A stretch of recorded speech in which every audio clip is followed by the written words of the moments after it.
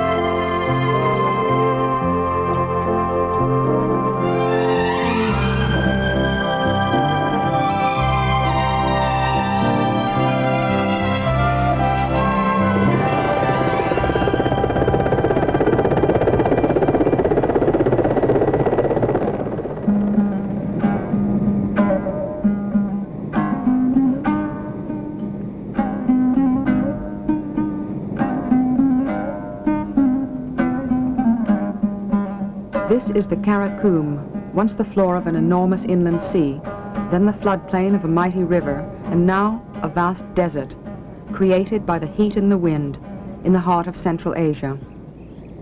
An early European explorer wrote in his diary, "This eternal sadness of the plain, from which every trace of life has vanished, wearies the traveler. It's astonishing to see what he missed."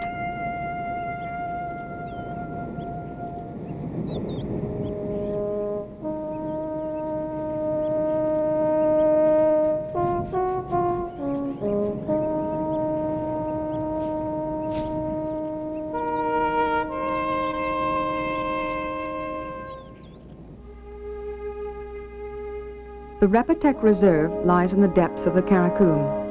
In 1912, a research station was established here to study the drifting, unpredictable sands and see if they could be controlled for man's modern purposes.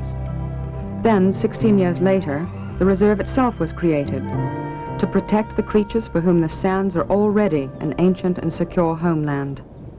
It is a place of silence and elegant survival.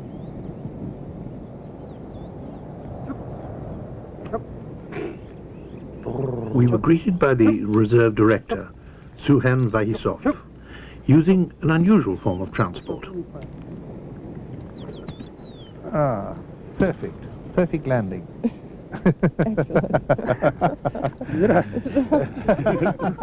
Now we'll have to repeat that. The temperature today was 45 degrees Celsius, so we sat in the shade of our camels. I asked Suhan about the reserve and his involvement with it.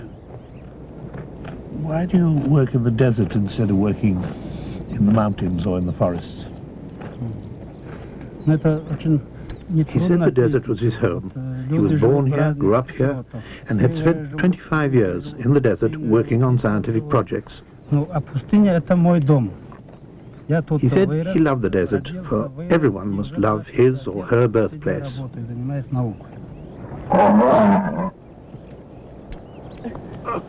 Oh, well, I think more or less. It's a long time since I rode a camel. For our first view of the desert, Suhan wanted to take us on the camels he uses to patrol the reserve boundaries.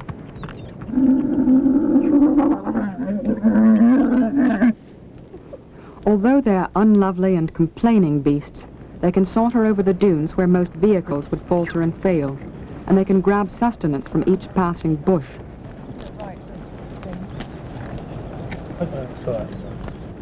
Suhan continued his story, saying that people never talk about doing away with mountains or oceans, but they still think that deserts are best destroyed and replaced with farms.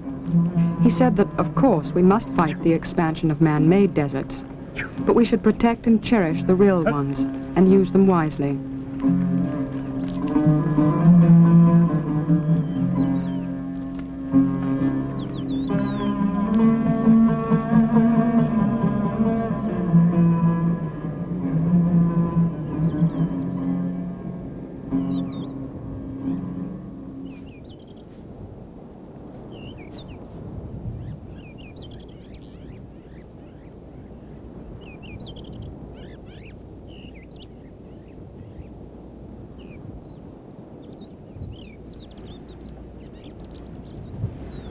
Most people think that deserts are lifeless. But this is not so. Here, for example, in the early morning, it's bursting with bird song, and insects are busy everywhere. And here, just behind me, a family of weasels are bringing their babies out to play and to feed them.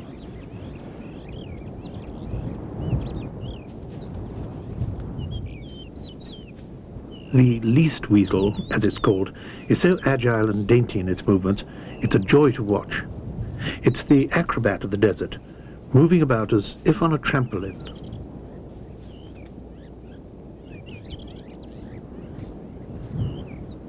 The female had chosen an excellent place for her nursery, an old saxel tree, which gave shade and plenty of dead undergrowth to provide shelter, and nearby a colony of great gerbils, the rodent the weasel likes best.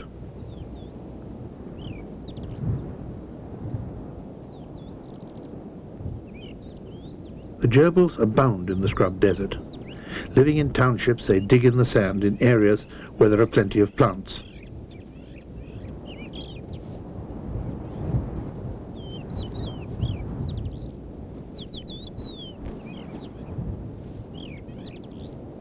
They're a very important part of the ecology here, for they form a vital link in the food chain.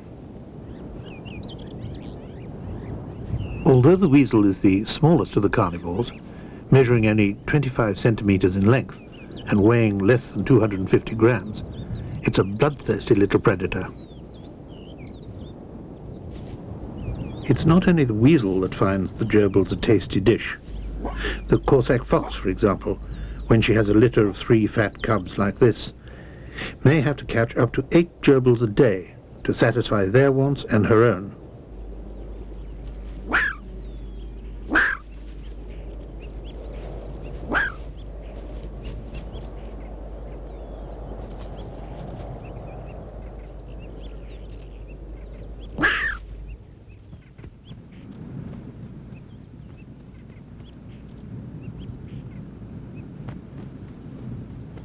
Most of the desert birds of prey devour gerbils, as do the larger desert snakes. Fortunately, the gerbil is a prolific breeder. One female is capable of having 168 babies in her lifetime, and so this keeps the predator's larders well stocked.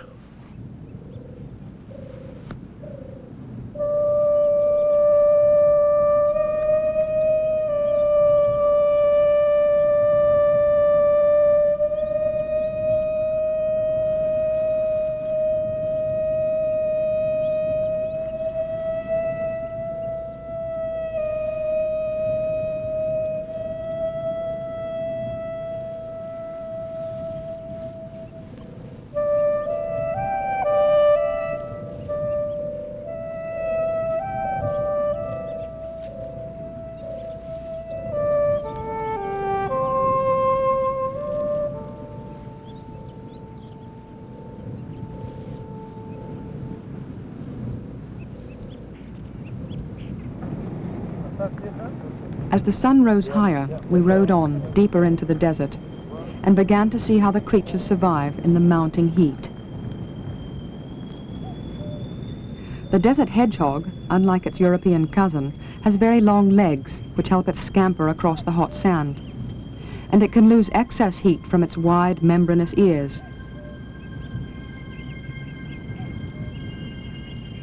Nearly all desert creatures are specialists in one particular thing: avoiding the heat. The easiest method is simply to dig away from the reach of the sun.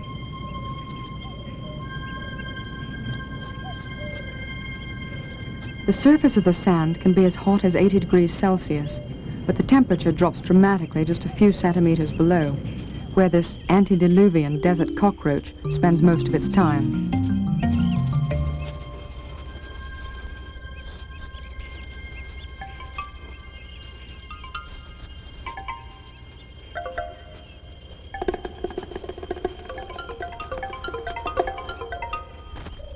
Scorpions can bury themselves in a few seconds, and the desert ants store seeds and leaves and twigs in extensive underground chambers, where they'll eat in cool comfort during the hot, dry summer.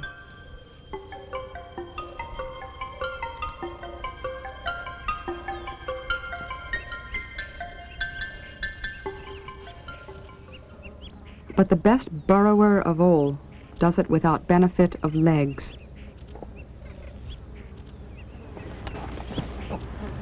The sandbar. Slippery. There. Oh, look at that. Isn't that lovely? Those are beautiful. That's how it is. Look at his tummy. Yes, his tummy's lovely. Like a carpet.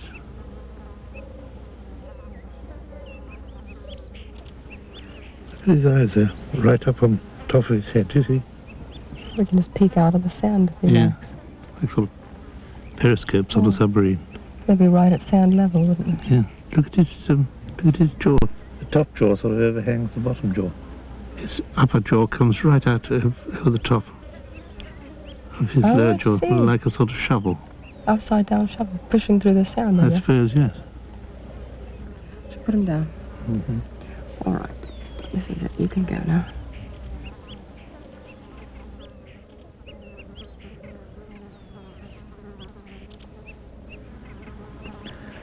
Look, he's making quite a pattern in the sand. He's curling up. There goes his head now. Mm-hmm.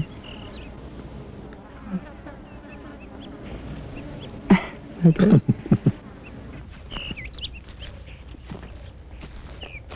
Walking through the desert was fascinating. You saw much more than you could from the pinnacle of the Camel's Hump. 200 species of bird have been seen at Repetek, as it's very near the main Central Asian migration routes.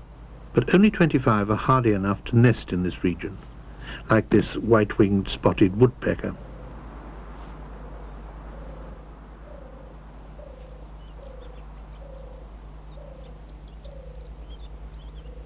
Both the woodpecker and this little crested lark are among the 12 species that can actually live in the desert all the year round, coping with a tremendous swing in temperature, from minus 31 degrees Celsius in the winter to more than 50 degrees in the summer.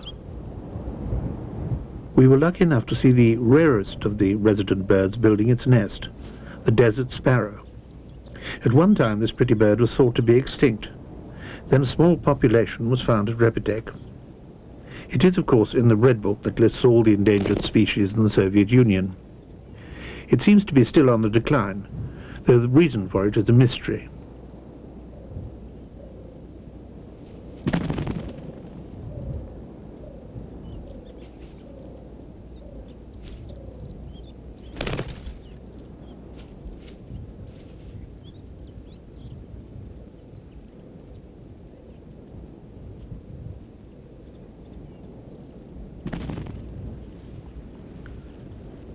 Oh, I see, it's two beetles, yes. Oh, look, there's a gall there. A gall is a growth caused by an insect laying its eggs in some part of a plant. The eggs act as an irritant, and the plant tissue swells up, so the babies have a spacious nursery. Only recently have the reserve workers begun to investigate the microfauna and flora of the desert, and every year they discover several new species, tiny creatures and plants unknown to science. They've even found a whole new set of microscopic animals actually living in the blistering hot sand.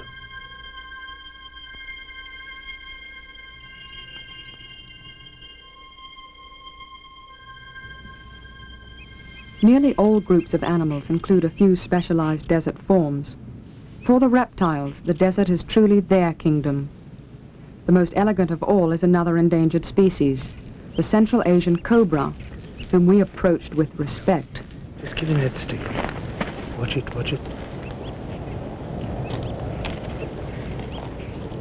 Oh, look, he's He's lovely, look. flattening his Look, head he's forward. flattening his head.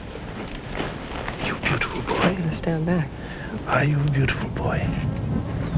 Are you a beautiful boy? Here we go. Come on. There. You see, when when he's fully reared, he can strike that distance. Just Or the that length, distance. the length, that the he's length, off the the length that he's off the ground.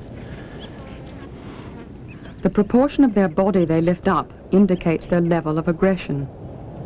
This one was not particularly aggressive, but we were still very careful. Beautiful boy. Well, we'll leave you in peace. Only 100 milligrams of dried cobra venom can kill 16 people. You see, he's finished his display. He's threatened us enough, and there he goes.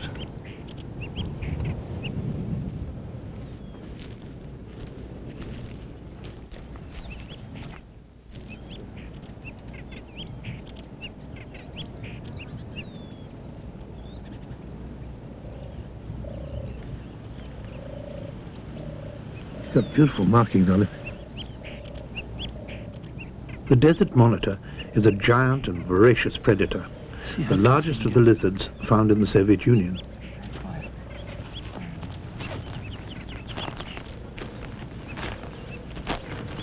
Beautiful creature.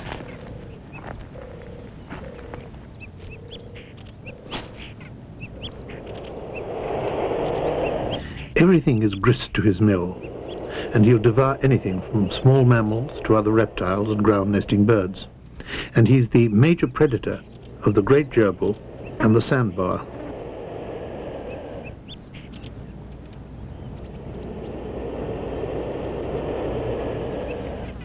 Oh, it's beautiful, isn't it? Lovely, lovely pattern on his back.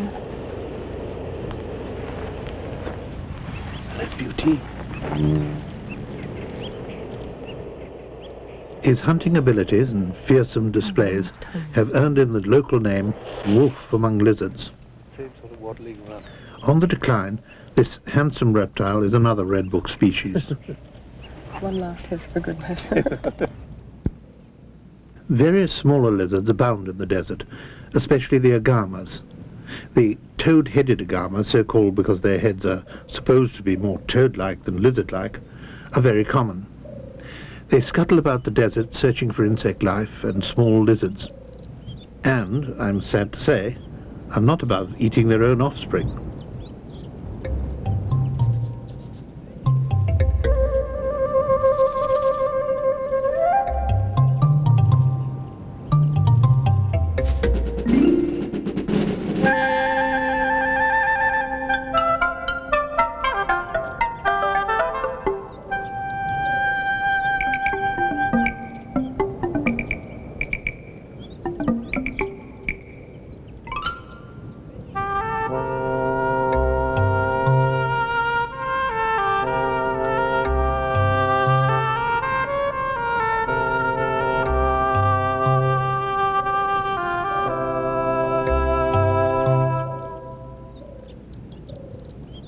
The little sand toadhead is a charming and very alert and swift-moving creature.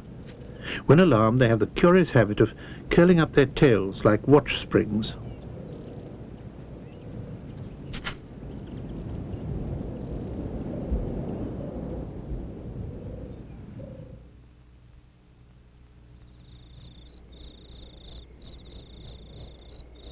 Many desert creatures are nocturnal, so as to escape the sun.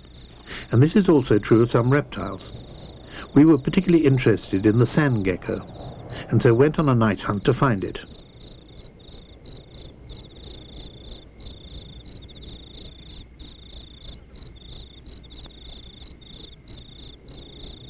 It's a fat, handsome lizard with a beautiful black, white and yellow pattern, and such heavy black markings round its eyes, it made it look as though it was wearing eyeshadow. Its skin is so fine and soft, you must be careful when handling it, otherwise it might tear, like damp tissue paper.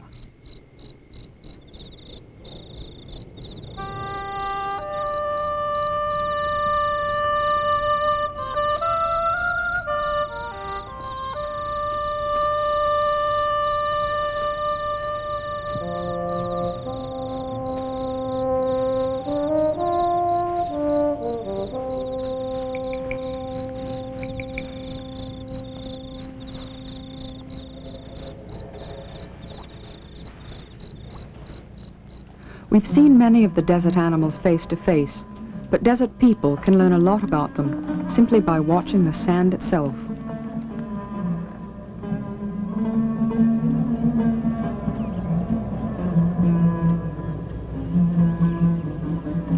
The desert sands roll and swell in the winds like waves on the ocean, but these sand waves stay for a while, at least long enough to let us be able to read about life in the desert. From the ripples you can see how long the wind has been blowing and from what direction, and the desert creatures write the stories of their lives with their footprints in the sand.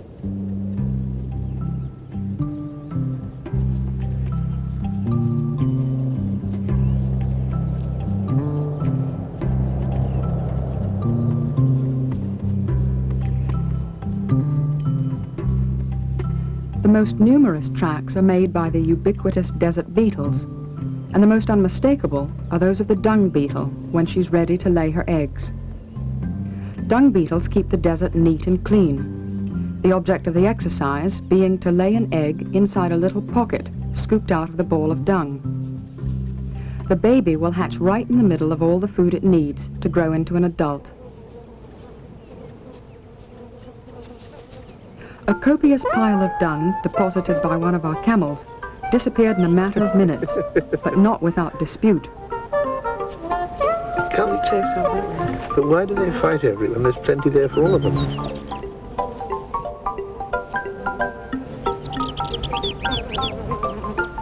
Really frantic about it, aren't they? Yeah, they're like that. I see, didn't like that piece.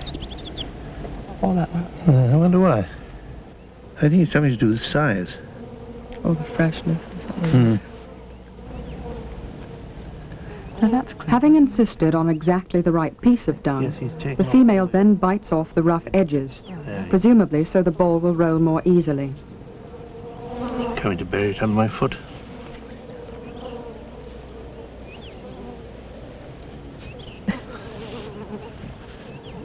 Then they take a lot of time and trouble over deciding where to bury it.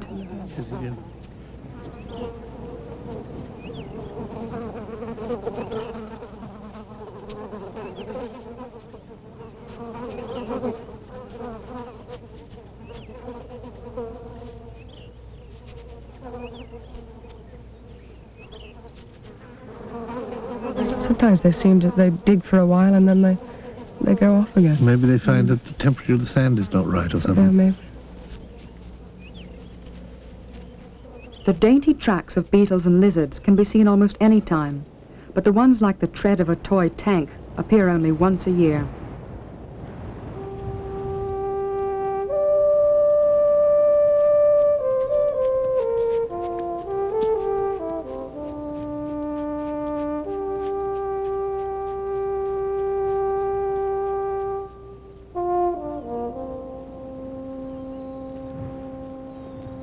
The desert tortoise emerges from its burrow when the flowers and grasses come up in March.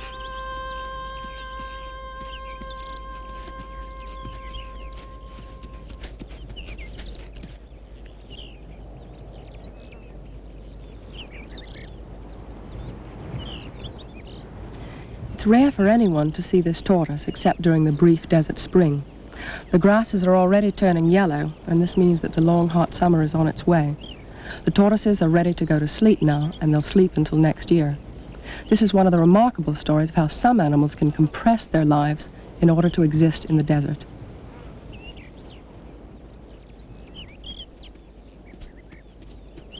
The tortoise relies on the fresh green plants of spring, and therefore has just 2 months in which to store up enough fat to last the whole of its long underground retirement.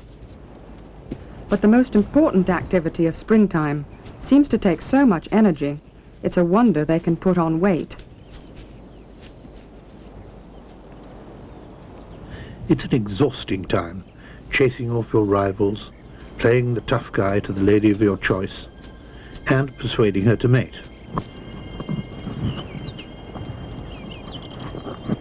Mating is a noisy business, and the desert resounds with the clatter of shells.